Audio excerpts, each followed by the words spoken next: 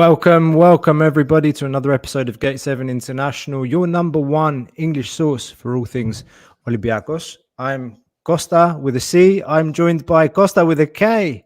Welcome back, my friends. How are you doing? Excellent to be back. Costa, thank you for the lovely introduction. Loads to unpack here. But I have to say, I am a little worried about my hearing because the first days we were playing this wonderful intro, I couldn't hold those headsets on my ears. I had to remove them. But now I can just go through it like it's nothing. So I have to say, I'm a little worried about my hearing right now.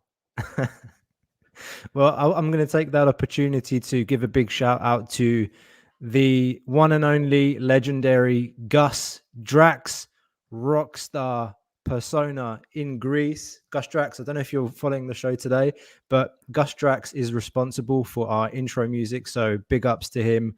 Thank you once again, Gus. Right, guys, it's Wednesday, 7th of February. We don't really do many midweek shows, but it's fair to say there's a lot of things going on Planet Olympiacos. Good news, bad news. We're going to get through all of it today. We've got lots to unpack. I'm going to start with some good news. We had a fantastic news today from Olympiacos Academy, the under-19 team, victorious against Inter Milan in the round of 32 of the UEFA Youth League. Olympiacos had finished top of their they'd finished in a top seed position after wins against Carvalhal and against Lecce, the reigning Italian champions. And today they faced Inter Milan at the Carvalhal SACKED Stadium. Inter are currently top of the league in the Primavera division in Italy. I managed to watch most of the game. I have to say, in the first half, it was a very tight encounter, very difficult team to play against. But they showed, our boys showed great resilience in what was a 0-0 game, 0-0, that ended with Olympiacos going down to 10 men. And penalty shootout that ensued where in the end we were victorious in sudden death. So lovely to see some fans back in the stadium. Fantastic to see that there was a pretty good turnout of people at a 3:00 kickoff. And I think that's also just a testament to Olympiacos fans' appetite to connect with Olympiacos players. And I go as far as saying appetite and will, hunger to see Olympiacos youth players make it and see some of those players in the first team. So we'll get into that a little bit more. There's more we'll talk about, of course. Changes in Olympiacos. Pedro Alves is out. Darko Kovacevic is back. Carlos Carvalhal is looking more and more likely that he's not going to be here very, very long. There's been rumors about a new coach, or more than rumors, a new coach, potential new coach, been spotted in Greece today and was at the Carvalhal SACKED Stadium. But there's one thing we can't leave out today. I said at the beginning, it's the 7th of February. The 8th of February is a very important day in the history of Olympiacos. It marks the date of the tragedy of Gate 7. And as is custom on this show, every year we read out the names of our brothers that lost their lives during that awful incident. We hope nothing like that ever happens again in any stadium around the world. So, Costa. So, guys, let's all take a moment here and remember our brothers and sisters who lost their lives back in 1981 at Georgios Karaiskakis. That is the 8th of February, 1981. If we could please just take a moment and remember. Παναγιώτης Τουμανίδης, Κώστας Σκλαβούνης, Ηλίας Παναγούλης, Γεράσιμος Αμίτσης, Γιάννης Κανελόπουλος, Σπύρος Λεωνιδάκης, Γιάννης Σπηλιόπουλος, Νίκος Φίλος, Γιάννης Διαλυνάς, Βασίλης Μάχας, Ευστράτιος Λούπος, Μιχάλης Κωστόπουλος, Ζωγραφούλα Χαϊρατίδου, Σπύρος Ανδριώτης, Κώστας Καρανικόλας, Μιχάλης Μάρκου, Κώστας Μπίλας, Αναστάσιος Πιτσόλης, Αντώνης Κουρουπάκης, Χρήστος Χατζηγεωργίου, Δημήτριος Αδαμόπουλος. Αδέρφια ζείτε, εσείς μας οδηγείτε. Αθάνατοι. Όλοι τους παρών. Thank you, Costa. Important that we remember that every year. So, on a lighter note, why don't we start by talking about the Youth League game today, Costa? I think you had a chance to watch the game. Mm-hmm. What were your thoughts? What stuck out for you, and also who stuck out for you? Before you start, though, I do want to acknowledge the amount of people that are in the chat today. We will come to your comments, guys, as well. Costa and I will be here for the next hour or so. So we will come to your comments as well. Don't forget to hit the like button if you haven't done so already. That really helps for us to increase our reach and to find more Olympiacos fans around the world. Subscribe if you haven't done so already. Get involved in the chat. Let's make this the biggest international red and white community in the world. We're close to 4,000 subs. So again, guys, subscribe, tell your friends, make this community bigger and bigger. Costa. Well, I mean, I feel like we're going to agree on everything on this one because at the end of the day, what we saw that we haven't seen in the last two seasons from this young Olympiacos side is fight, it's passion, it's determination. If anything, Isidoros Koutsidis was the one that kick-started the tributes towards our 21 glorious dead by dedicating this amazing triumph to them. Babis Kostoulas followed it up later on. This podcast, this thumbnail that we used, it has hope in the horizon right there. And I look at players like Konstantinos Kostoulas and Babis Kostoulas, especially the latter, huge talent. I look at Mouzakidis. I look at Papacanelos, who put together a great performance. The second yellow card was ridiculous, absolutely ridiculous, not even a foul. And they still pulled it off. They still made it. They still held on for a clean sheet with some really good saves by Agelo Sina. I look at Pnemonidis. We're looking at some boys who are very hungry. They love Olympiacos. There's loads of talents there. Obviously, there is some room for improvement. They're still very young, a lot of them. But even as Vangelis Marinakis said during the post-match celebrations in the dressing room, they gave us the kind of joy the seniors haven't given us this season. I think it was important that he said that on camera. At least it shows that the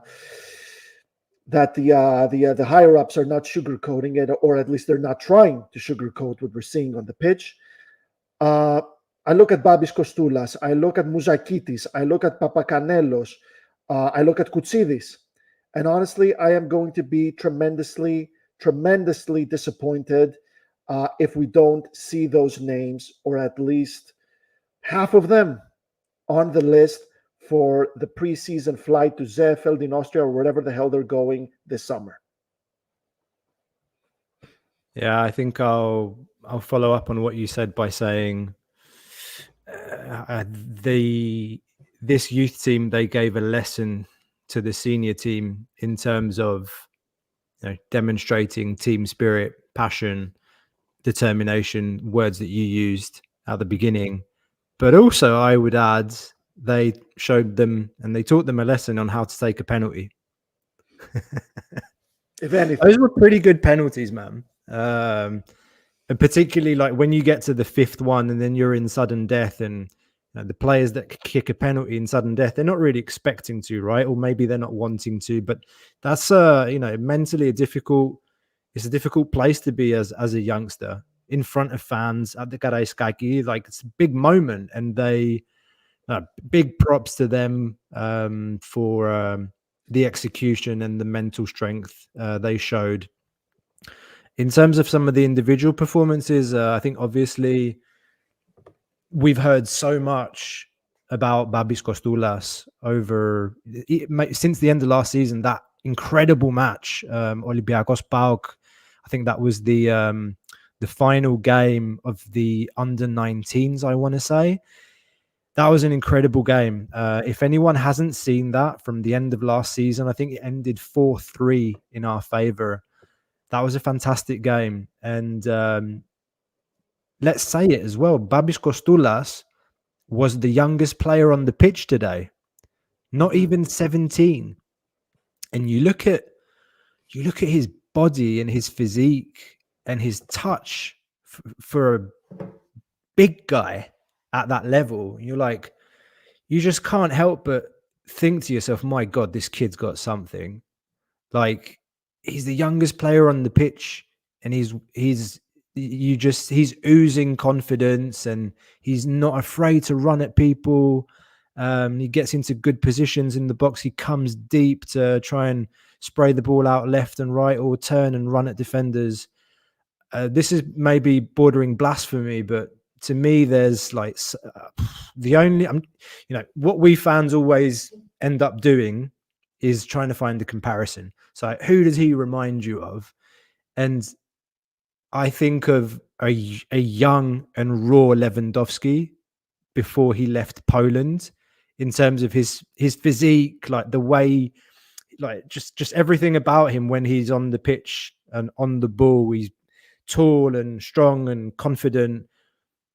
And, that goal he scored on the weekend from outside the box, where he just banged it in, that's against men, against the man's team, albeit second division. So it's incredible. And we can talk him up as much as we want. I think it will be criminal if he's not in the selection for preseason. I do want to shout out his brother too, because normally, like, he's not the younger brother, he's the older brother. And when you've got a talent like Babis Kostulas, the younger or the other brother is referred to as the other brother. But I thought he impressed me. He impressed me as well for moments of the game that I watched. Koutsidis, we've heard a lot about recently. And Mouzakitis too. Like, there's a lot of interesting players in there, man. So very, very, very happy for them. And, why not these kids like to go all the way in this thing. I should say we posted who our potential opponents would be in the next round. I'm just going to read out the names again for info. So potential rivals or potential opponents in the next round of the UEFA Youth League are Manchester City, Porto, Feyenoord, Lens from France, Milan, Salzburg, and Real Madrid are some of the potential opponents in the next round. So it's not like Inter was something small, being top of their division in Italy, but there you've got some of the really big boys like City, Milan, Madrid. That would be really cool. If I was in Greece and the next game is in Carvalhal SACKED, I would love to go. I would have loved to go today. Absolutely. And fun fact, you mentioned Robert Lewandowski. Robert Lewandowski came close to joining Olympiacos in 2008. He was still in Poland. Guess who we got instead? I think you can guess. You can guess that. You can guess. 2008, summer of 2008. Who was it? Not Mitrovic. Easy. No, that was 2007. You can get it. It's easy. It's easy. Oh, come on. Striker. He was a striker, obviously. Don't tell me like a, oh God. Oh, I can't remember, mate. Tell me who. Not to do. Oh, Dudu. Dudu was a midfielder, man. Not to do, but God. I'm out. Diogo. We got Diogo instead of Lewandowski. How Got about them apples? Yeah. We got Diogo instead of Lewandowski that summer. And we paid 10 million. We paid 10 million Yep. euro for Diogo at the time. Yeah. Indeed. Big up Stefanos, Doctor. The atmosphere was wonderful today. He says, Stefano, thank you for sharing that video from the stadium with us. We've put that up on our Instagram. That was taken by Stefanos today. So thank you for sharing that. Gus got that. Sorry, man. My mind right now after a long day at work, I'm just like, I'm not. It's fine, man. It's fine. Olympiacos trivia. I'm just not. Yeah, sorry. Diogo. It's okay, man. He retired recently, didn't he? Yes. After a very, very hapless, I think that's a good word, hapless career. What could have been? So, shall we? Costa, before we move on, actually, I know that Luciano de Souza, former player legend of our club, we did an interview with him. For those of you that haven't watched that interview, go and watch that interview with Luciano, because he told us the whole story with about Diogo. We asked him like what happened, why. He told us stories about that, and he told the same stories to Betarades, but I'm not just milking it now. But I want to say he told us first. So go and watch the interview with Luciano de Souza if you didn't see it already. It is in Greek, actually, so you can go and check that out on our channel, like in the playlist, with loads of other interviews that we've done with the likes of Elias, Zetterberg, Matt Derbyshire is available on audio. Stelios Giannakopoulos is available on audio. Neri Castillo on text. Yeah. Say what? Neri Castillo on text is available. Castillo. We're going to try that one for video. Jolebas that I had the pleasure of doing with Costa. Lots of stuff there, guys. Many more to come. I promise. Very, very soon, some more interviews coming on this channel. Again, shameless like and subscribe opportunity. Reminder, guys, lots of great stuff coming on this channel. And more on Patreon. I forgot to do that earlier. If you'd like to support us more, you can support us on Patreon at www.patreon.com/Gate7International. That's 7 the number. INTL. It's international. It's international. The Patreon. Yeah. Oh. Gate 7 International Patreon. Check it out. You get access to our WhatsApp group for $1. $5 you get extended package, so interviews that we don't release, and early access to content such as scouting reports, deep dives performed by our in-house expert Aribu Lubasis, the one and only. I know he's fed up of doing those, but probably going to be more coming in the summer. He's going to have a busy summer, so you get early access to that. And the €10 tier, guys, you can get merchandise with as well. Our merchandise shop is going to be launching very, very soon, so don't miss that as well. Let's bring in Martial Debout from France, otherwise known as Olympiacos FR at Twitter. Or FR, Olympiacos FR. Yeah, that's FR. I'm surrounded by Costas tonight. You're surrounded. How are you guys? We're good, man. Better to see you, man. That's a pleasant surprise, man. What's up? Well, I'm watching AFCON on the screen, split screen, so hopefully Masuaku will make it to the final, maybe. He's got Nigeria, right? Yeah, Nigeria went through. That's done. Yeah. Oh, so they had South Africa, so he's playing Ivory Coast. Exactly. Yes, that's right. Yeah. Nice. Marshall, we were just talking about the youth league game. I know you have a passion for following like football at this level as well and looking at young players. Like, what are you want to share your thoughts on the game? Like what you thought? Yeah, I remember. I think it was last season when he won the title. I don't remember where it was. Probably Volos, maybe the final against. No, the Pauk game. You mean? Yeah.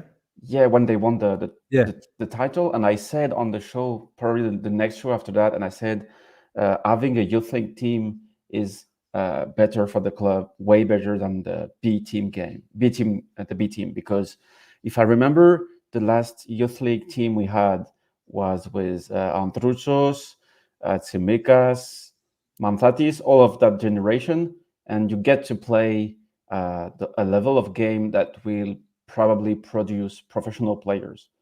And I wasn't expecting the youth league team to be that good, to went that far, but it's probably the only area of the club in which the work is done nicely because they have a little bit more time to work, and the scouting also might be better inside Greece, to find talents than for the first team. And I'm sure that the youth league team will produce 1-2 footballers for Olympiacos. I'm not expecting like 5 of them to make it to the first team because it's almost impossible. But the majority of them will be professional players if they don't screw it. If either it's Olympiacos or elsewhere, but I'm sure of it. Compared to the B team, in which it's very difficult to get it out from if you're a Greek player. But if you're Greek players with youth league games on the resume, well, you have more doors open in front of you. And the fact that Marinakis went on to speak to them after the game, maybe I'm a little bit naive, but I want to believe that it's kind of a message to tell to the kids, okay, I'm here. We watched you today at the Karaiskakis. The atmosphere was kind of good, and it has to be a starting point. I hope it will be a starting point. It's up to the club to make the right choices from now. But just to follow up on what you said about the president sending a message, I think it's clear. I mean, he said it. Like Costa, you mentioned it. He said that you're giving us reason to be happy, unlike the senior team. So I think the message was very clear to me. Of course, whether or not we will manage to translate and push some of those players out of the youth system into the first team, we know the transition is always a rather big jump. But players like Mouzakidis and Babis Kostoulas are already playing regularly for the B team in the second division. And I said it earlier, like it's amazing that Babis Kostoulas is not even 17. Yeah. He's 16 and a half years of age. I think Mouzakidis is 17 going 18. But clearly something there. And like you said, it's up to the club to find a way to get these players into the first team. Kostoulas might be the only player from now that benefits from the B team, because the B team for me it's made for a player not up to 17 years old probably, because he's learning by playing professional game in B team. That's for sure, because when you're 16, you're not used to that game, physical, older defenders and stuff. But if you're 19, 20, 21, and you go back to the B team, you won't improve because you're already used to the real games as a professional. So for me, he doesn't have to. He has to be away from the B team from next season, either on loan or either integrated to the first team. Probably on loan, maybe. If I may, though, the thing is that everybody knows this. I mean, we've talked about it many times. Pretty much half the team at Olympiacos is running out of contract. And that includes some big Greek names that you could expect to mentor such talented youngsters, such as Paschalakis, such as Fortounis, such as Masouras, Vrousai and Zolakis are also out of contract. Al Arabi is leaving as well. So, I mean, I'm thinking about, please hear me out. Hear me out. I promise I'm going to make sense. Chelsea have the youngest team in all of the Premier League right now. And it's filled with talent. You know, you got Moises Caicedo, you got Enzo Fernandez in there. Really talented youngsters. But unlike previous years, if you look at Chelsea, there's no more Frank Lampard. There's no more John Terry. There's no more Peter Cech. There's no more Didier Drogba in the locker room. And that's what they need. You got a bunch of kids over there that don't have no direction, have no mentoring, have no motivation in there. So I'm looking at the squad right now, and Martial said we're not going to see 5 players making it to the first team, even though half of our team could be gone by June 31. But let's say they do. Let's say we get a bunch of kids in there. So what? If there's no one in there to, I'll dare say, take them by the hand, what's the point really? I mean, do we expect Babis Kostoulas to just come in and just, Lionel Messi the shit out of the Greek Super League? Or does he need someone to kind of, show him the ropes, teach him the psychology of the senior game, teach him how to deal with this, teach him how to deal with bigger, badder, more experienced defenders, especially in Europe. I suppose Panathinaikos or PAOK are going to win the cup. Surely Aris are not going to finish above us. We're not that bad. We're very bad, but we're not that bad. So my question to both of you is, what if there are no mentors left at Olympiacos come June 31? I think we've been lacking mentors since probably the last season when things were terribly bad and we were watching games without seeing anyone being able to wear that suits of a mentor. And I kind of agree with you because it's kind of risky to start the summer with new players coming and no one really there to show what Olympiacos is. Because personally, I do believe having too many contracts like that is a massive opportunity for the club to rebuild, to clean, if I can say that, mentally the squad with the players that have been leaving the mess of the last months.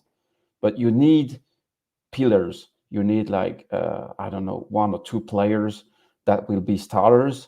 Either it's the goalkeeper, one midfielder, a center back, I don't know. But you need one of them. But do we have them? We won't. We don't have them. Probably Pachalakis is the only one. Fortunis is a natural leader because he's the most gifted player, but I'm not sure he's one pillar. And Masouras is out of contract, so yeah, it's a major concern. What about Rodinei? Well, I think it will be there too. Oh no, he will be at the team, but I mean, obviously he can't carry all this responsibility by himself. We can't have 5 youngsters, no matter how talented they are, coming in and only having one person to go to help them learn the ropes. Rodinei cannot carry this load by himself. Oh, that's true. We're getting told off by some of our followers. Lakis Gavalas says, I don't know if you've noticed, but the team is about to hire 7th coach in 18 months. Do we need to say more about functionality of the club? Hold your horses, Lakis. We're going to talk about everything, my friend. First, we start with some of the good stuff so that we can, we're in a good mood. Don't worry. We're going to talk about everything, my friend. And all of you. We're starting with dessert, and then we're getting you on your veggies, and your disgusting veggies. We'll come to that stuff as well. Boy. I think just to maybe round up on the youth. If you look at our forwards, I think we've said this before. El Kabi is on a 1+1. Don't know if he's going to be renewed. El Arabi is at the end of the contract. And Jovetic was almost, he's with 1 foot out the door, almost left during the winter break to go back to Partizan. Didn't happen. So the only strikers we really have, or forwards, if you like, are Augustin Bar, Babis Kostoulas, and Pep Biel, if you play him there. Actually, we have a depth chart that we have on our Twitter. You can go and check that out as well. and see for yourselves who are the players that are going to be here next year, who are the ones that are going. So, to your point as well, Costa, I think that these players do need. It would be better if players like Kostulas, Muzakitis, it would be better if they came into a team that was set. And I think I said it on the weekend. Like you can't expect new players or even youth players to gel into a team that hasn't gelled. And it's the same thing applies for the youth players as well. If you just throw them in there, you are running the risk of, I don't know how to say it in English. In Greek, they say tatouskapsis. But we need to, we need to trust our youth more. But we also need a better process for bringing those players in, because if you start signing players like Ruben Vezo, I don't mean to single him out, but really, like, what's the point? What's the point when you've got players like Koutsidis and articles are coming out like, oh, Manchester United wanted Koutsidis last summer. It's like, oh, great, let's sign Ruben Vezo. And, what are we doing with Biancon? Is Biancon a proper transfer? Like, was it a loan? We've got Retsos. We've bought in Carmo until the end of the season. There's Doi. There's Kalogeropoulos coming back. It's like, okay, why did you sign Vezo? Like that? Is okay, he definitely so now, coming back though, Kalogeropoulos? Because is he coming back or is he coming back in June? he's on loan, isn't he? He is, yeah, but is he coming back? That's what I mean. Like, will he be on that flight to Zefeld? Or are we going to see another loan or another? But there's too many. Like, there's too many players. And anyway, let's try and structure this a little bit. So, Costa, maybe I ask you first, because you haven't been on the show the last few times. Burnout is probably correct, Costa. Are you talking about Natouskapsis? Okay. Natouskapsis. Costa, what do you think about the transfer business in general? Like, before we get into the whole Alves, Carvalhal, or Carnaval, as some people like to call him, what do you think about the transfer business in general that we've done this winter? Well, I'm very worried. Because, I was telling that to a friend the other day. The things that scare me the most in this world are the things that I don't understand. And right now, I feel like I need to take a year off, maybe 2 years, and go and study for an MBA with everything that's going on with financial fair play and the PCR in the Premier League as well. Because do enlighten me if you guys know anything about the FFP and where Olympiacos are standing. I mean, obviously, I like to think that we are kind of on top of it because of all those players that are coming in on loan. I'd like to think that this is the reason and not just really bad calls. I imagine that's the reason. But also, I was reading an interview from Pat Nevin the other day, again, Chelsea related. And he said that he feels like Mauricio Pochettino, if he remains as manager, really needs to finish in the top 4 next season. He really needs to bring that Champions League money into the club after they spent £1 billion, north of £1 billion in transfers alone since last summer, because the finances need to balance, right? And I'm starting to feel the same about Olympiacos in the sense that next season we really need to win the league. It really feels like we really need to win the league and push for a Champions League qualification to get that money in. Because I'm starting to think that if we don't get that Champions League spot next season, how likely are we to attract players, like good players, to this club? I mean, could we keep doing it? I mean, how good of a player could you get with a loan deal? And how many good players can you get with a limited budget, especially in these days? So I agree with you totally that the fact alone that we're bringing in players who are not needed by ignoring some really talented B team / under 19 players. You mentioned Vezo right now. Now we got Giovanni Cabral. as well. Funnily enough, we bought all those players. This was the busiest January transfer window of our existence, and we didn't get a number 6. A number 6. We really needed that. But it kind of makes sense. It kind of makes sense that the last 2 transfer windows were like that, because we had 2 talented sporting directors that were not allowed to do their jobs without interference. Especially, I mean, I know Pedro Alves was not 100% independent in the way he worked. Antonio Cordon had some serious family problems, and Vangelis Marinakis stood by his side. I know that. But there's the thing, like, if you got sporting directors who cannot work for XYZ reasons, and you got other people running things, what can you expect? It's disorganized. So in a way, it makes sense for me. I'm very worried. I do not agree with most of the transfers that took place right now. I do not agree with this extremely close relationship with Jorge Mendes. I don't mind that there's a relationship with Mendes, but I feel like it's too close. And like I said, I feel like next season could be make or break for Olympiacos. So I'd like to say we're finally going to get serious in the summer transfer window, but we've heard this before, haven't we? I don't know. What do you guys think? I'm not super enthusiastic about the signings that we made over the winter. I think, some of the loans like Carmo, they're just band-aids. Like, it's a stopgap until the summer. Like, he's a quality player, no doubt. Chiquinho, Carmo, Andre Horta, they're all players that played Champions League this season. They're high-level players, but certainly a lot of question marks in the sense of, they're all players that have links to Portugal. They've all come from Portugal. Horta and Carmo, they've played under Carvalhal before. I think a big reason, or a significant reason why they've come here is his presence, I would say. So that asks the question now, with Carvalhal being 1 foot out the door, what does that mean? And it's risky when you take that kind of strategy of signing players for these kinds of managers. And we're going to get into this whole discussion about the coach, but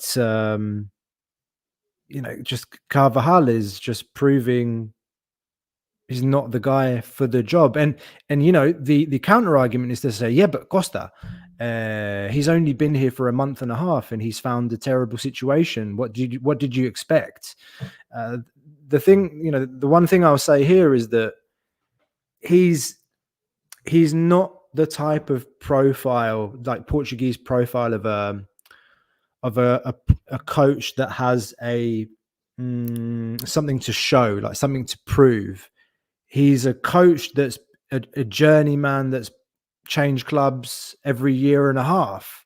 He's not a Pedro Martins that's come from a Guimarães and he wants to take a step up to a team like ours and make a name for himself, which Martins did great for a couple of seasons. And let's not get into a discussion about his legacy. I'm not going to discuss that. But you see, it's a different kind of profile. And I think Carvalhal was brought in as a fixer-upper kind of coach. And a fixer-upper kind of coach is just not going to hack it at Olympiacos. Olympiacos need a proper coach, like with ambition. What ambition does Carlos Carvalhal have? So, oh yeah, I'll go and coach in Greece. I've done that before. Nice place. I can go and sip Freddo cappuccino at the port, like before I go to training.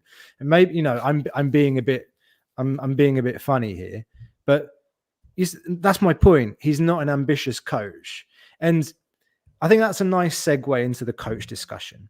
And the question I want to ask both of you, and Marshall, maybe I'll ask you first. Does Olympiacos need to move away from signing Portuguese and Spanish coaches all the time?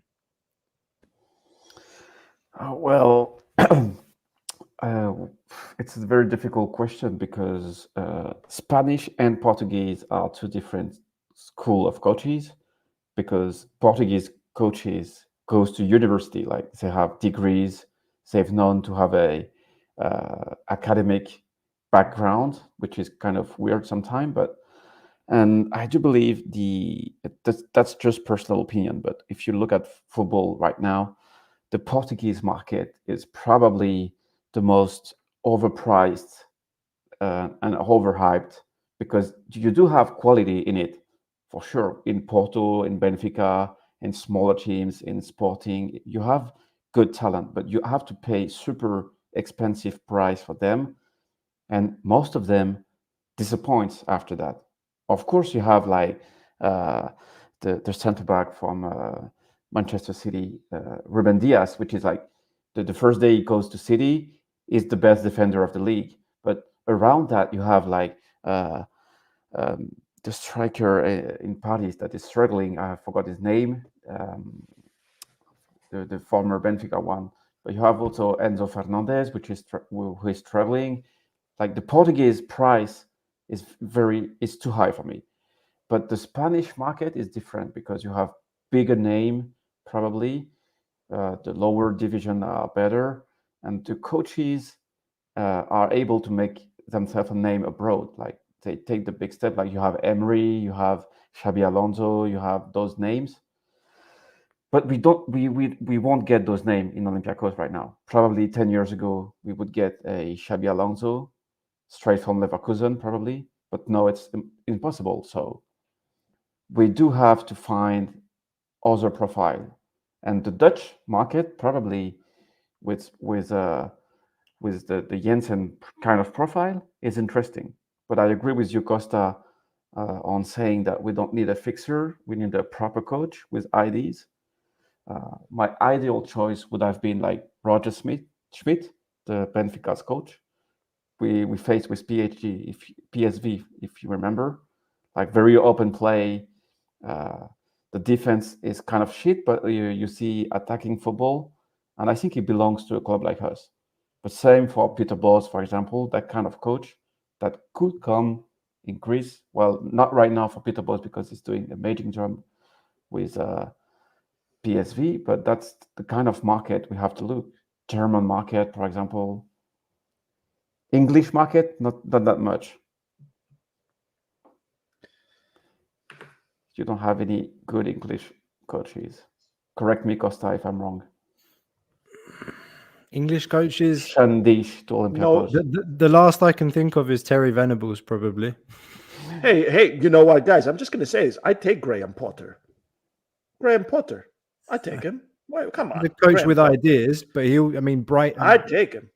Brighton's a club that has a great setup behind it to support a manager. But Absolutely. Anyway, any thoughts on this, Costa? What kind of coach do you think we need? So there's been a lot of talk about, can Olympiacos handle a young, ambitious manager, or does Olympiacos need a coach that has a big personality, that can manage the players, that has a history, reputation? Like, take somebody that's got like Mitchell's reputation, but Bajovic's authoritarianism and discipline. Is that the perfect mix of an Olympiacos coach, or do we need something else? What kind of coach do you think we need? Well, first of all, happy birthday to Labros Sirmos. Do join us if you can. If you could take a break from your legendary celebrations right now. And I will respond to this question because Alexandros Sim is giving me a good segue here. According to my sources, Antonio Cordon is done with Olympiacos. He was dealing with a serious family problem, and Vangelis Marinakis did stand by his side. That's what my sources are telling me. He really stood by his side. But for different reasons, he is done with Olympiacos. So the whole him taking over Olympiacos, Nottingham Forest, Rio Ave, and probably Monza. I understand Marinakis is only going to officially take over the Rio Ave if they avoid relegation this season. So this whole plan that was presented to us after Pedro Alves suddenly joined Olympiacos is not happening. So I understand, based on my sources, that Antonio Cordon is not with us anymore. So to answer your question, guys, like, I feel like in life, you get to a point with various sections of your life, whether that has to do with your personal relations, whether that has to do with your job, whether that has to do with your family, whether that has to do even with the weather, anything. You get to a point where something so unbelievable happens that you say, I don't believe this. And suddenly you realize, I'm never going to use that sentence again in this regard. Because unbelievable things keep happening that I could never predict them. And things got so unreal that I just, from now on, I believe anything. So ever since Pedro Alves left Olympiacos, I understand he was sacked. He didn't resign. I said, I don't believe this. But from now on, I feel like I'm never going to use that sentence again when it comes to Olympiacos. I just don't see a vision anymore. I don't see a plan. I don't see a lot of signs that show Olympiacos are adapting and adhering to the new style of football. For example, we don't have a head of recruitment. For example, we don't have a set piece coach. Do we? Do we have a set piece coach? Anyone? No? No. It sounds fancy, but it's not. Football has evolved. You need that kind of stuff in your team. And Darko Kovacevic's arrival, he was successful as a sporting director. He was with us in 2011, 2012. Very successful seasons. He brought Valverde. He helped bring Valverde back. He brought Jardim. He brought Mitchell, and Mitchell was very successful in his first stint. I feel like this is more of a nostalgia kind of thing.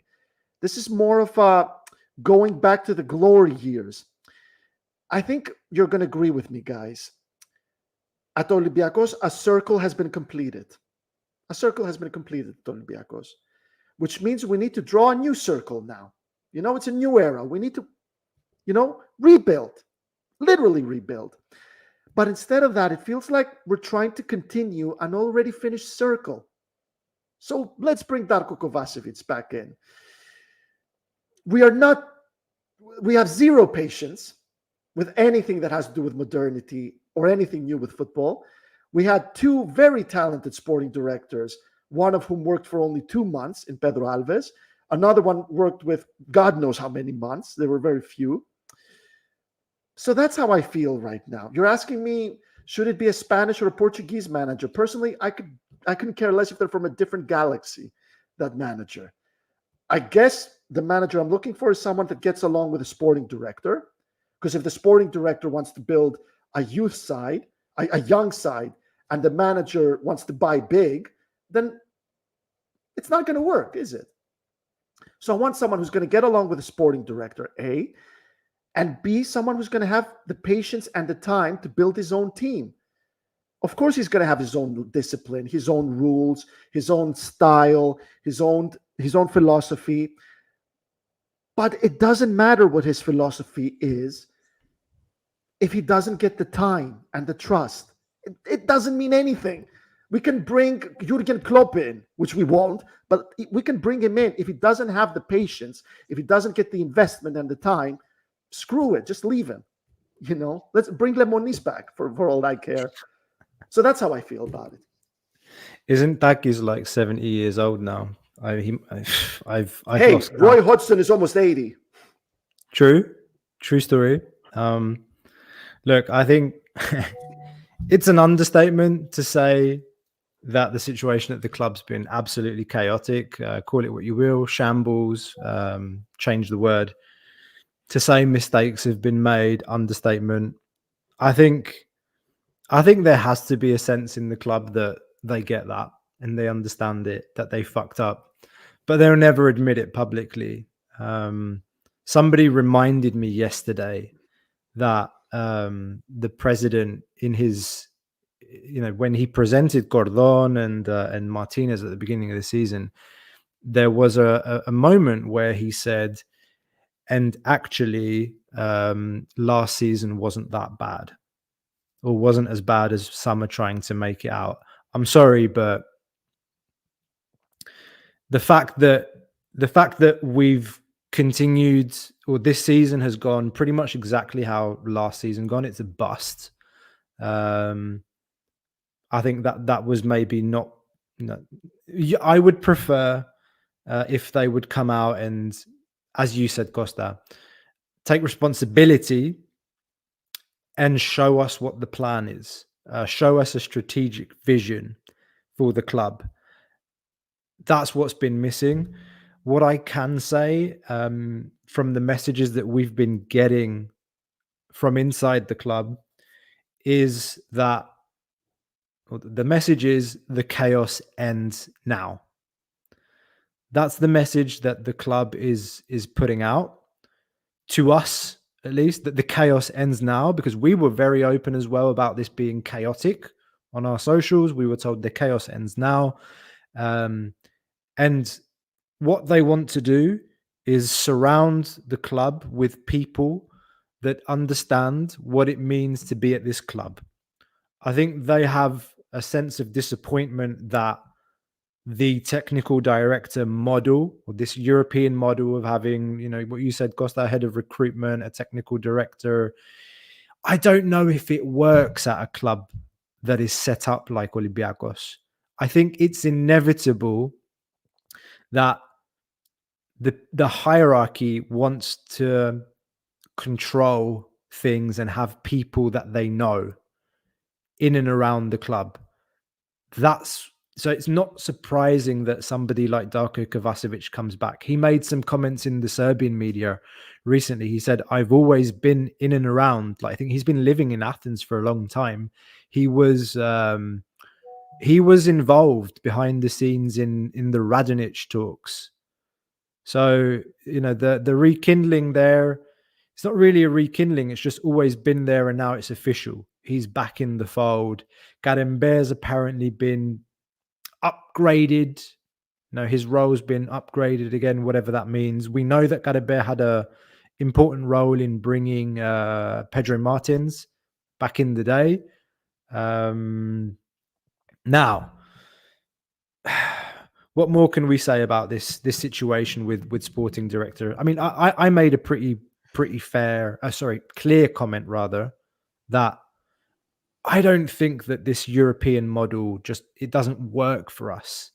We don't have the environment to support that modern approach of, I'm going to bring, what's his name? Paratici or Caramba into, whoever, Pedro Alves, Cordon in, and I'm going to hand him the keys and let him do the business, and I'm going to take a step back. It just doesn't work. Like, am I wrong? Do you guys think that the failure was inevitable and we just didn't see it coming? Personally, the thing is, I don't really believe that this model really works in football, apart of like what, 10 clubs probably. Could you name me like 10 clubs that have a proper way of functioning right now?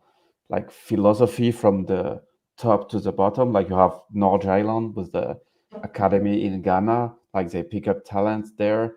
They sold them to the big clubs after. You have like Belgian club like Ghent that scouts massively.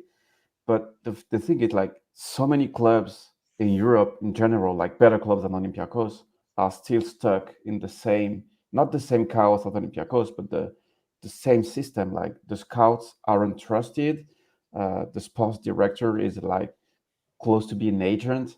And you look at transfers in Europe and you say, okay, you can name like 5, 10 clubs that have a proper way of functioning, but yeah, Alkmaar, yeah, it's like that. But yeah, Ajax was the big example, and we've seen that it took like just months to see it fall down. It's very fragile. Brighton and Tottenham are like that as well, though. Yeah, because they need a coach like that. Like without Postecoglou, you don't have that probably. It's true, because Tottenham. Speaking as a Tottenham fan as well, like we've had the technical director model like for a while. Like we've changed a lot of technical directors. I always I think Marshall's spot on. Like I don't think Tottenham would be what it is now if it weren't for the coach. But it's all those clubs that you mentioned that have like that model. We mentioned Ajax, we mentioned Alkmaar or Noordjylland. They all have like a specific model and kind of vision, strategy of what their clubs are. They're clubs that understand that they're feeder clubs essentially for bigger leagues, and that they need to develop youth and every year integrate youth into their teams so that they can make sales, make profit, and then have players ready to come in to take their place. And the teams that do that well, they're successful. But also, like, all clubs, Ajax included, or Benfica, Porto, they don't win the league every year. Like, they have ups and downs too. It's cycles. Like, Olympiacos ended a cycle of success under Pedro Martins. We just weren't ready for what came after that, because we thought we're just going to ride through this and everything's fine after, in the last season. And we didn't see what was coming. And more you start to hear, we took it for granted, man. Yeah, but you start to hear even like the more prominent Olympiacos journalists in Greece starting to say what we've been saying for so long, is that we saw it in January before he left. The way we just regressed. And then, Maccabi Haifa was just, it was the end. It was the end of that. That was it. And he should have gone. He should have gone that summer. They should have shook hands and say, Pedro, thank you very much for your service. It's been fantastic. But now we need to make something new. This is finished. This has come to an end. And that's, that kind of storyline is true of many things at Olympiacos, that we should have said, thank you very much. It's, time to part ways. And now we're in a situation where we're talking about players like Madi Camara in a really nasty way. Pape Cissé, a lot of the French players, mainly, like, they're all leaving under bad circumstances, and they're all players that bought good bids in. Like Madi, like 8 million, Cissé 15 million. And they went, Cissé went for peanuts, if anything, and Madi's going for free. We have to learn that lesson. So, so maybe we're drawing conclusions here. It doesn't matter maybe if we have to support a technical director model. We just have to have a vision, a strategy, and we need to implement it, and we need to trust the process and understand that you don't build football teams overnight. And this is for the fan base as well. Like, we can't win the league every year. There's a difference between that being our objective, but also, like, the objective right now is build a team to challenge for that. May I ask, though, both of you, and we have someone joining us as well. Question for all of you, question for the panel. If we keep going with this philosophy of we're just going to be bringing people that know this club, we're going to say no to all those Cordon, all those Alves, and all those other nerds, what's the ceiling for Olympiacos? Because I feel like our ceiling is if we make it to the Champions League. Well, the group stage is over, so I'm going to leave the Champions League. It's a different bag of peanuts right now. But the ceiling to me, it kind of sounds like Europa League Last 16. Personally, what do you guys think? What's the ceiling? Depends what with kind this of mentality. What kind of time horizon are you looking at, though? Right? So, sorry, what kind of time horizon? What kind of time horizon are you looking at, though? Are you like, so you say, I want to get to a European final is a goal. I think that's, forget Champions League. Okay. But a UEFA Conference League final. Yes. For me, that's a realistic objective. If you have a plan, if you have a set team that you build over like a 2-3 year project, I think that for me is what I see. But we're starting from zero again this summer. And that's not gonna happen overnight. The objective for me is this summer you rebuild your squad, and you start doing that now. I think we can see they're making moves with the manager. To be clear, the Dutch manager that's in town, Pascal Jansen. Jansen. Pascal Jansen has not signed for the club, ladies and gentlemen. Okay, he is in Greece. He went to the stadium for the Youth League game, and afterwards, after the game, he went for talks with the club hierarchy. There's no deal. There's no deal in place. Okay, there's no agreement categorically. Just to make that clear, but it is clear that the club is thinking already about next season. They will never say that we give up this season. I want to believe that they are already working on the squad and the team, the staff that's going to lead that process. That's why we're talking to managers now. So to answer your question, Costa, they need to build the team that's going to challenge again for domestic titles, put themselves in a position to get back into the Champions League via the first spot next season, and go from there. You've got to take things one step at a time. But building the team is more important for me than as an objective than I want to get to that final. Build your team, build something respectable, build a team that will connect the fans and the team again, because there's no connection. There's no connection of the fans to the team, and Olympiacos needs that to drive the team towards that big dream. For me, is that we need to restore that connection. What does Aris think? Ari, are you there? Can you guys hear me? Yes. Yes, sir. Well, what I think is, for me, I know the culture around Olympiacos is different, and the expectations that certain fans have are completely different. But for me, it's the current season as it is done for me. I'm focusing on next season, and the reason I say it's done, because I know we're not mathematically out of it. We still have Conference League to look forward to, but there is nothing that I've seen in any game, in any match under Carvalhal so far, that tells me that we're going to win any derby coming up, especially in the playoffs. I am more worried any game that comes in, I'm thinking about how bad are we going to get embarrassed. And part of that is, but not that I advocate for Carvalhal leaving so soon, but he's been here 2 months. He's done worse with the same assets that Diego Martinez had. And he was supposed to shore up our defense, which is fine. And if you're going to have reduced offensive performance by shoring up your defense, that's also fine. But we have reduced both. We're letting more goals in, allowing more opportunities against, and now we're not scoring. We also have less opportunities going for us. I have seen nothing to show me anything that we could do anything in the playoffs. So for me, it's over. It's done. I'm building for next season. Course is steady.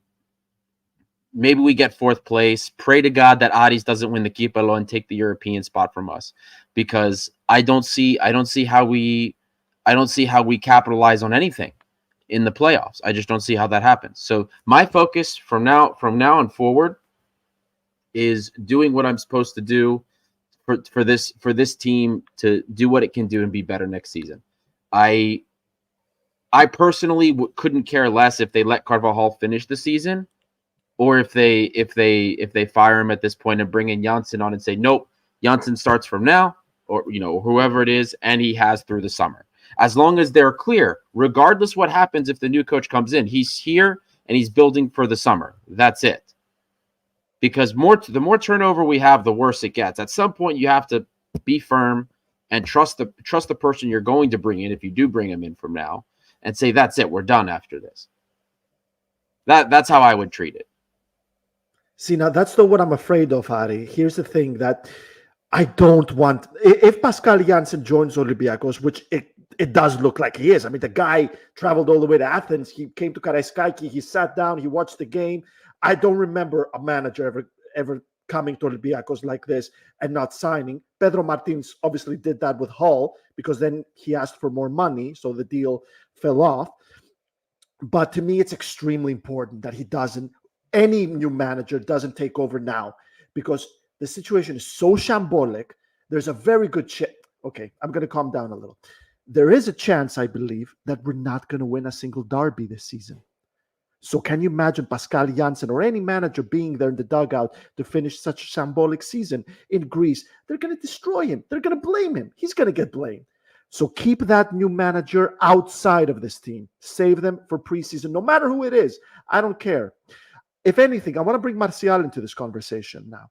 In my opinion, get Anigo, finish the team, try and save whatever the hell you can save, get fourth place, hope to God PAOK and our Panathinaikos win the league. And you know what, Martial, you got a few juicy details to give us in this department. How about the man who's responsible for the academy brings in his best players to get their experience, to start learning, and warm them up for the preseason for the next manager, so they don't come in without knowing what the hell senior football is all about. Let them come in after playing in Tuba. Let them come in after playing at Leoforos. Let them come in after playing at Hagia Sophia. Let them come in knowing what a derby really is. What do you think? What can you tell us? Well, I totally agree with you, because I had the chance to speak with Anigo many times on Instagram, and he's a very nice guy.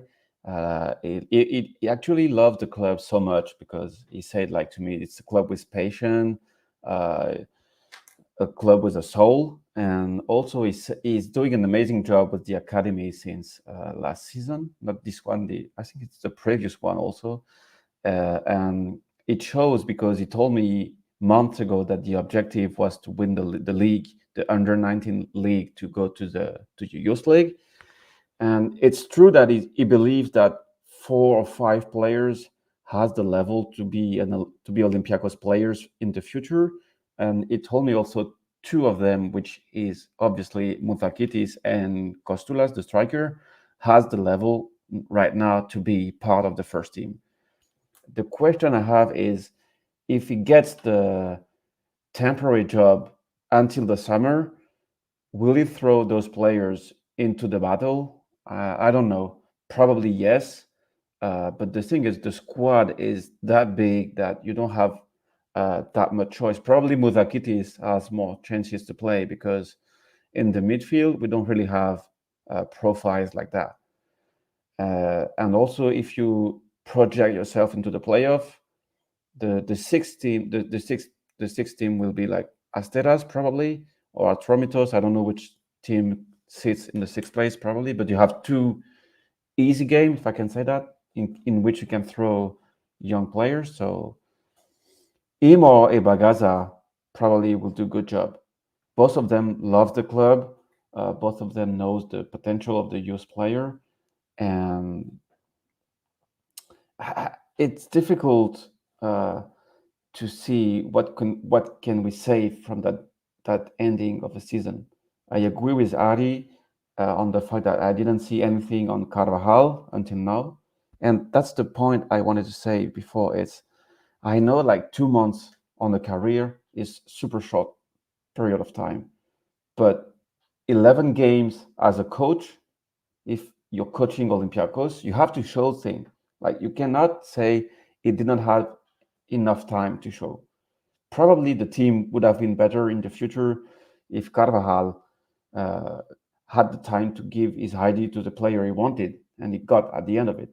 But the thing is, we've seen it. We've seen it in 11 games that this guy will probably lead us toward more issues and more losses and more tragic nights. I don't see him being able to overturn that. And it doesn't take 3 months to probably show quality for Olympiacos. So it just occurred to me something that first I want to speak about this comment from Gerasimos official. He says, so publicly we show a new coach talking to the team. So this coach know he's gone. That's Carvalhal he means. So don't expect any player or manager to give a shit for the rest of the year. I suppose that's if you mean Carvalhal is going to be around. There's some other comments here I want to just go through. Yorgos Murzanos says, seeing the youth team today was so good. How do we go back to the Khali of the men's team? I think your comment is expressing our feelings as well, Yorgos. And there are some other comments. Alex 050 wants Bielsa at the end of the season. Marshall would have a thing or two to say about that, given his time at Marseille. But You know what's funny? If Bielsa comes to the club for an appointment, he will probably know better, like Moussakitis, than Moussakitis himself. Like he probably will say, "Okay, I've seen you playing with under 14 club. You've played like that. You've played bad in that game." He probably knows players better than himself. That would be massive, but it's too late. do you give him a 3 million Kostas Lukash type of contract, 3 million a year? Would you give him 3 million a year to Bielsa? Would he take it? Yeah, of course, because for the only reason that it would say, okay, I have a 40-player squad, but I'm not going to play Carmo. I'm going to play under 17 center back, the one we don't know, because he's so imminent in trainings or in the friendly with the B team, and he say, okay, this guy has it, and I'm throwing into the battle. Because the main quality for Bielsa is that it involves the whole club. It consumes and involves the whole club. That's his main weakness and his main strength for me. Let people dream. If people are dreaming of Bielsa, guys, dream. Yeah, we keep on dreaming is the motto of this club anyway. Costa, before I come to you, this comment, Yorgos says, call it a season, get an interim manager, let him promote the youth he knows from the academy, hand the keys next season to the other manager, and the youth are going to be warmed up. Just don't burn them. One thing I want to say, I said I want to compare two different situations. So this isn't the first time that we are talking to another manager mid-season. It's actually the second time that we're talking to a Dutch manager. The difference is, last time we were talking to a Dutch manager, Schreuder, who was the former Bruges coach, if I remember well, and former Ajax coach for a time. When we were talking to him, we had Jose Anigo as our coach, interim coach. Now the situation is that officially on paper, Carlos Carvalhal is the manager, first team coach of Olympiacos. Carlos Carvalhal is not an interim coach. So it is very interesting that information has been leaked since very early this morning or early afternoon Greek time that we are at first looking at certain coach, Pascal Jansen, and then it being confirmed in Greek media that that he is actually in Greece and at the Karaiskaki. What do you guys think about that? Like, can he leave without agreeing with the club? And if he does, how does Carlos Carvalhal continue? What do you guys think about that, Costa? Well, I think you hit the nail right in the head there, because there was no secret about all this thing happening. The fact that he was at the stadium, everybody reported it, and it didn't really feel like it leaked. It felt like, hey guys, please just let everyone know who's at Karaiskakis right now. My question though is, and I did ask this question in our several WhatsApp groups, how do you convince a talented manager to come to a Greek team that is not guaranteed European football next season? I cannot. Right now, God damn it, I've been very negative today, haven't I? But I'm really trying to be balanced. How do Olympiacos finish above PAOK, AEK, or Panathinaikos in third place? In third place, forget second and first. I don't think Panathinaikos or PAOK are not going to win the cup, one of those two. But there's a chance. So the new manager, Pascal Jansen has a very rich history of using young players. He's used like 60 different players under the age of 23 at AZ Alkmaar. But he's going to need a budget as well. He's going to want to bring players of his own as well. He's going to want to have senior players. He's not going to fill the team with the B team players.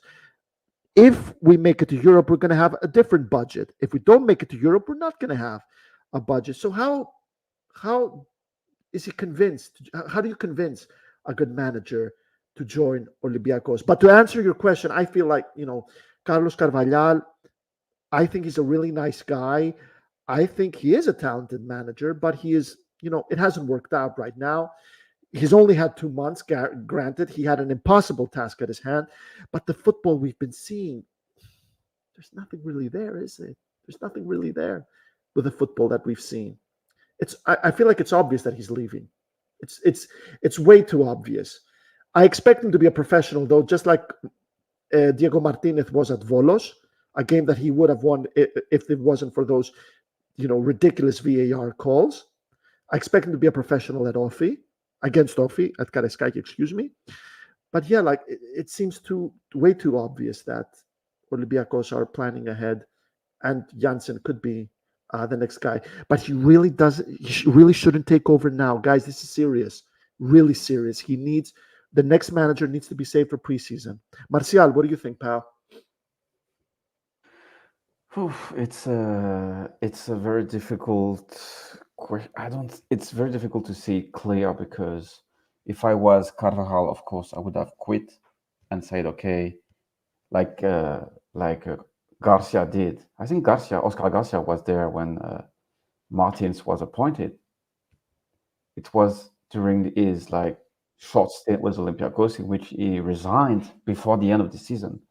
We had to end it with another coach, like Greek. I don't remember this guy. Wasn't it Lemoniz that ended that season? No, it was Lemoniz was left before. Yeah, you're right. No, it was the former Apoel player we had on the bench. I don't know this guy. Christos Kodis. Yeah, exactly. You're right. And Carvajal, probably just for his reputation, it would be better for him if he quits and say, okay, it's impossible to work for Olympiacos, leaking stuff in the Portuguese press, saying, okay, I brought players, but they did not let me work with them and stuff. And Jansen probably would he has to do what Bielsa would do for a job. For example, say, okay, I'm going to watch the entire amount of games this club has played for the last seasons.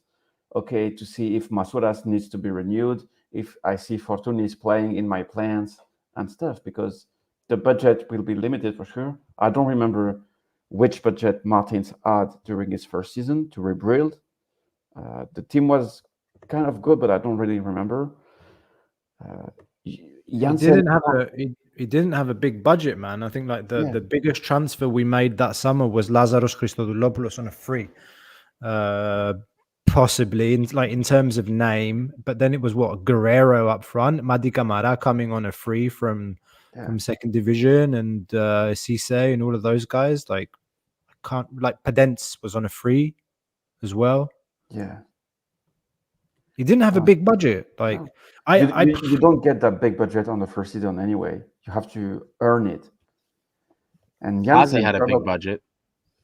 Hazi had the biggest transfer budget in the last 8 years. Technically.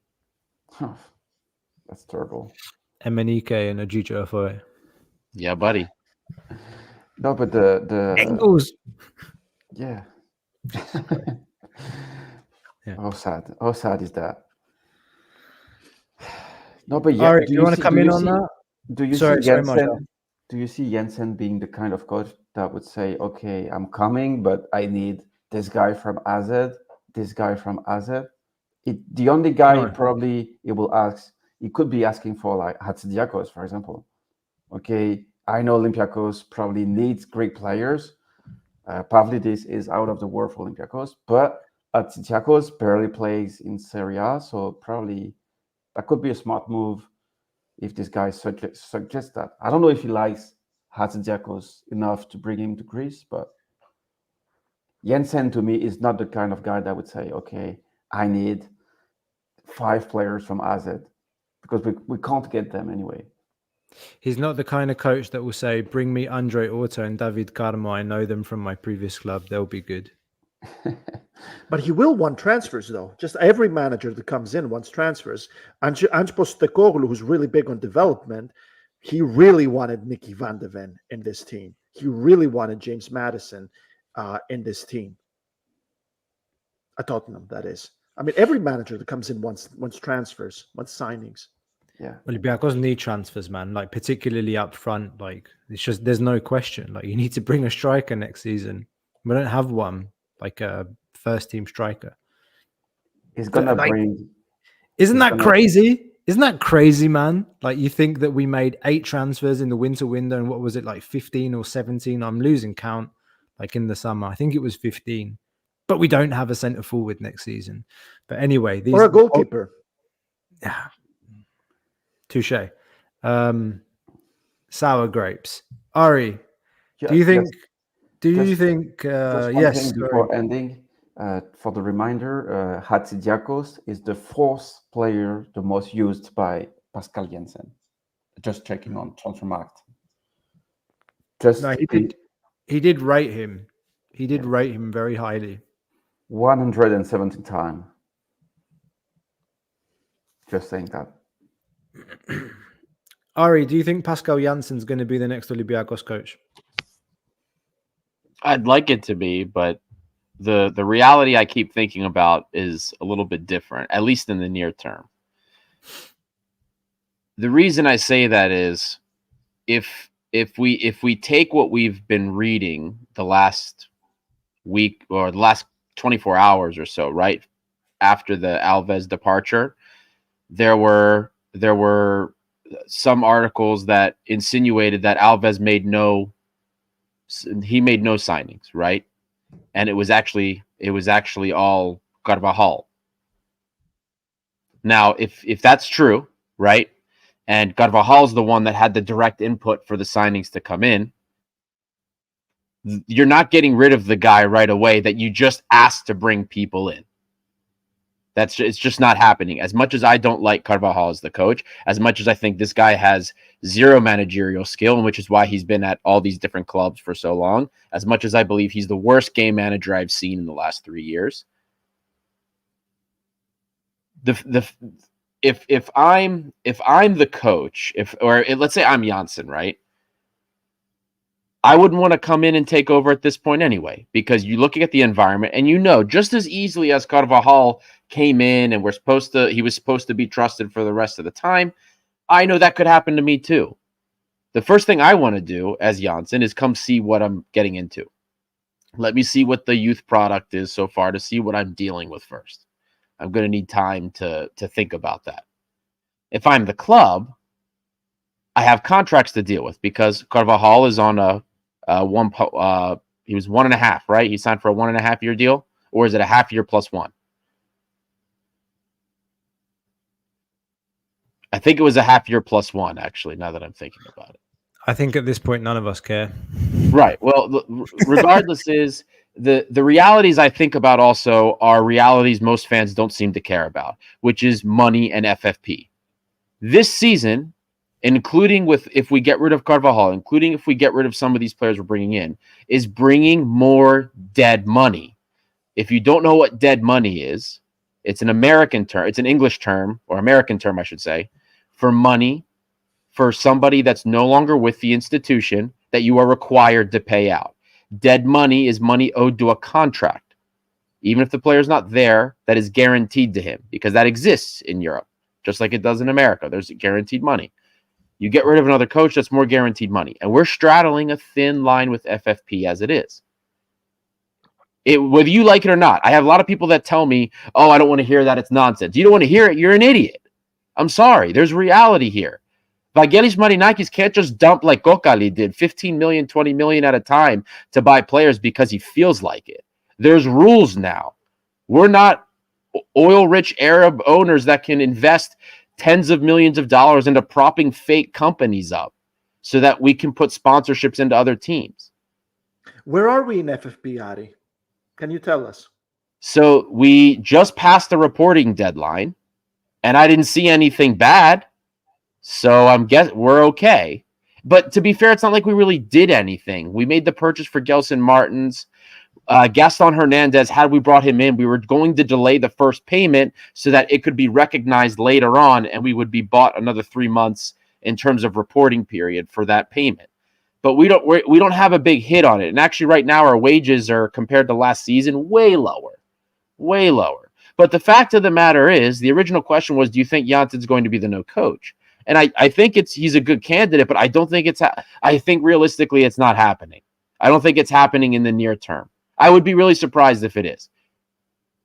Just because of how everything has happened to this point, the players that have been brought in, if you believe the input that Carvalhal's had on the people that are brought in, I think we're stuck with miserable football for the next 2 months, at least. Or at least if we find out whether or not we make it through Conference League.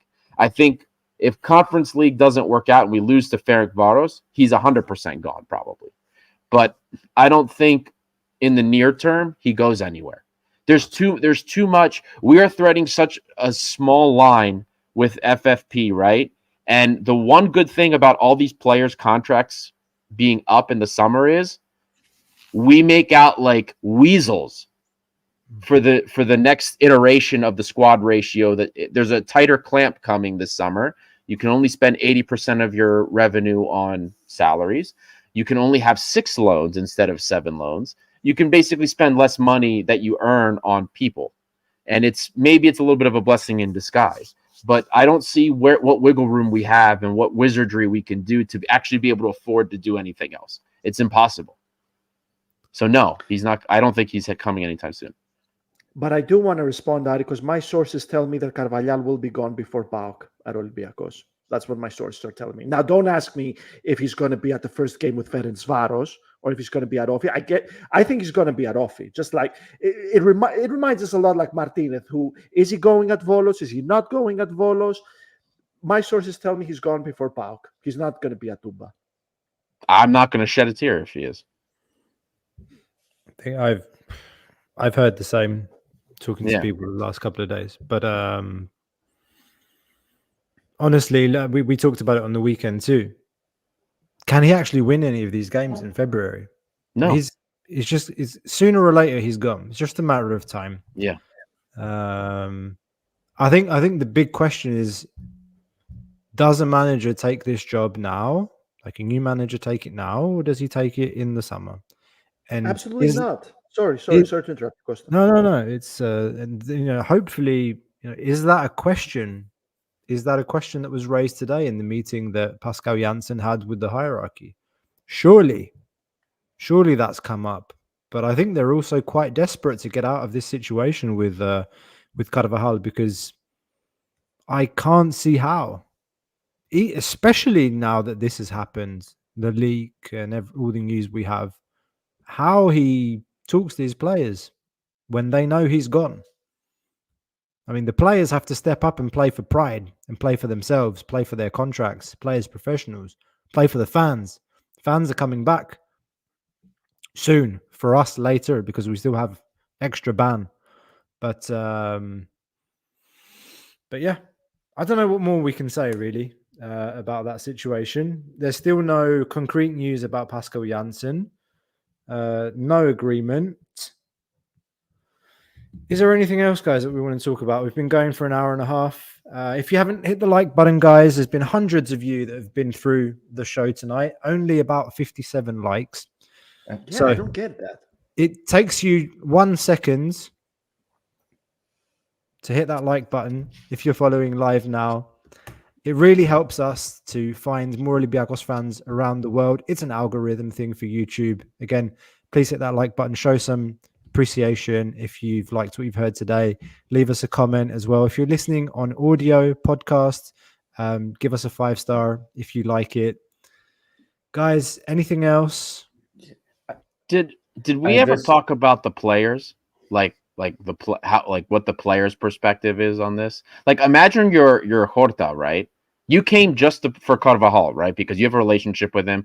You came and you left a team that's performing pretty well, and you're doing pretty well there, even though you're basically a super sub. You came here to play under a coach, and he could be gone. Like, what? You came here for this guy, and he's about to be gone. How do you feel? I don't think like I think we said it before on the last pod at the end of the winter market. I said like the main question I have is those players, are those players good enough to play no matter who the coach is? Because we all knew at the time Carvalhal was going to leave before the end of the season, even if he get those players. And Horta, Chiquinho, Carmo, probably they would play with the caretaker coach. Either it's Hanigo, Ibagasa. I'm not saying, for example, Ibagasa throwing Chiquinho and Horta off the group. The thing is, it depends on them if they want to prove they can stay in Olympiacos. Horta, I mean, because Carmo is too expensive. Yeah, probably he feel not betrayed, but disappointed, but probably he knew it before. Like I just can't imagine Horta coming to Olympiacos and believing Carvalhal was about to end the season. Otherwise, any Portuguese players that have been to Olympiacos before him is not his friend. Like Podense, I don't know, Pepe, Cafu, no matter who. If you ask those guys what's the life in Olympiacos, probably they will give you proper answer. I think that would be more likely if he actually knew Carvalhal well, or Carvalhal really understands himself and his career better. Because if he's really like self-actualized, Carvalhal that is, he looks at his CV and he goes, I'm probably not going to be here more than a few months. I should probably tell these guys there's a really good chance I get fired here because this is my life. This is my career. So I could see that from like the coach's end, to be honest with you. No, but couldn't his agent like foreseen this? I mean, when Carvalhal came in after like 3 or 4 weeks, how many of us could have seen him doing preseason with Olympiacos? How many of us would have put money on him putting preseason? That was before Panathinaikos, before that ridiculous loss to Panathinaikos or the cup elimination. I mean, surely the agent should have foreseen that. Yeah, but I don't know, man. I don't care about that, unfortunately. Yeah. But at the end of the day, guys, you know what? They need to be professionals. That's it. A professional player, you play no matter what for your team. So you're absolutely right to make that question, Ari. I'm into my ideology right now. I mean, you're a professional player. You play no matter what. I don't care if it's you should be thinking. I don't care if it's Carvalhal, who I like. I don't care if it's the barber from down the road. I'm still going to play for this team because I'm a professional and I earn my money. But then again, you know, that's just me trying to be all la-di-da. Not everybody has that work ethic. Yeah, exactly. And the unfortunate thing is, like, as much positivity as people tried to force on the Carvalhal thing, like I said it when I did the first like scouting report, I was like, this is going to be really boring soccer or football. Sorry, this is going to be really boring. So I don't know. You could have seen all of that from the get-go, but at the same time, he was probably the only one that wanted to come. Amen. I have a question. Do you think Pascal Jansen would require to sign Bruno Martins Indy to Olympiacos? Is that the centre midfielder at Alkmaar? Yeah, exactly. No, center back. Isn't he a center back? Yeah, it's one of the player he used the most in Alkmaar. 32 years old. Oh, God. How expensive is he? It has a 2 million transfer market value. He used to be good. He had that really good World Cup in 2014 with the Netherlands. Guys, we've got Jordan Holsgrove coming in the summer. We don't need Bruno Indy. Wait, I have a serious question. About Carvalhal's personality. Do you think he drinks Freddo Espresso or Freddo Cappuccino? Well, I drink like a Freddo Cappuccino only. I drink only Freddo Cappuccino only. So compare and contrast, I guess. Okay, I think maybe that's time to say time out. We've been going for over an hour and a half. It's getting late in Greece. You will probably be able to ask Pascal questions in English with a proper London English accent. Yeah, I'm not London boy. gonna lie. I'm not gonna lie. We didn't really talk much about his profile, but if he does end up signing, obviously we will talk more. Ari will do full analysis. We'll come back with more on him, but definitely the fact that the guy is London born and brought up in London definitely intrigues me in a selfish way. But anyway, let's see, guys. He'll want wingers. You want to talk about his personality? He's going to want wingers because he wants the wingers to move into the middle so the fullbacks can find space. He's going to need wingers if he joins Olympiacos. It's going to need a whole lot of stuff.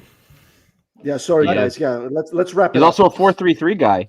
He's a 4-3-3 guy. It's a little different. Yep. But is it a 4-3-3 that kind of changes into a 4-2-3-1, or is it a 4-2-3? Exactly. Stop burying my lead, 4-3-2-1. Oh, come on, Exactly. let's talk about this now.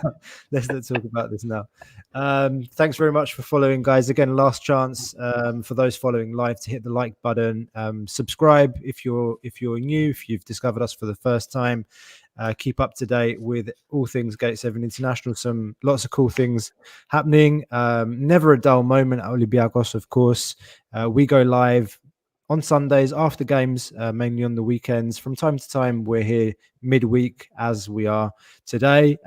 There are scout reports done by our very own Ari, that you can go and check out all the signings that we've made, interviews on our channel on YouTube as well with former players and personalities of Olympiacos. More of those coming soon, and lots more great things at Gate 7 International, your number one English source for all things Olympiacos. And one last thing for those of you still there, go and check out our Patreon site. Do consider supporting us on Patreon, www.patreon.com/Gate7International. Go and check that out. Different tiers for you to join, from $1, $5, $10, different perks.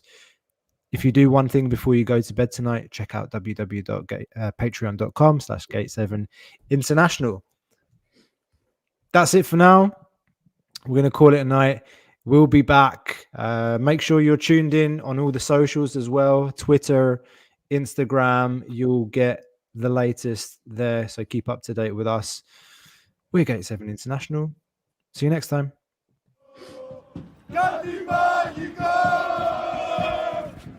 Au pouvoir Jésus,